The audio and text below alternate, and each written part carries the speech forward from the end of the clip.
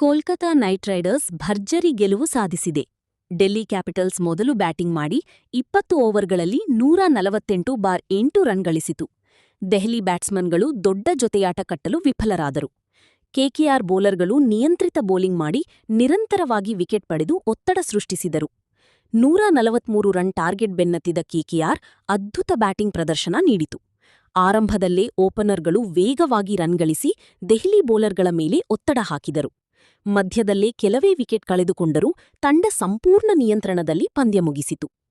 KKR ಕೇವಲ 14.2 ಓವರ್ಗಳಲ್ಲಿ 147/2 run ಮಾಡಿ 8 ವಿಕೆಟ್ಗಳ ಭರ್ಜರಿ ಜಯ ದಾಖಲಿಸಿತು.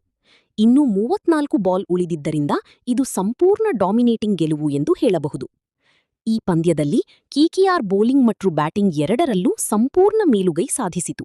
ದೆಹಲಿ ತಂಡಕ್ಕೆ ಇದು ನಿರಾಶಾದಾಯಕ ಸೋಲಾಗಿದ್ದು, ಬ್ಯಾಟಿಂಗ್ ವೈಫಲ್ಯ ದೊಡ್ಡ ಕಾರಣವಾಯಿತು. ಕೋಲ್ಕತಾ ನೈಟ್ ರೈಡರ್ಸ್ ಇಂದು ಚಾಂಪಿಯನ್ ತಂಡದಂತೆ ಆಡಿತು. ಶಾಂತವಾಗಿ, ಆಕ್ರಮಣಕಾರಿಯಾಗಿ ಮತ್ತು ಸಂಪೂರ್ಣ ಆತ್ಮವಿಶ್ವಾಸ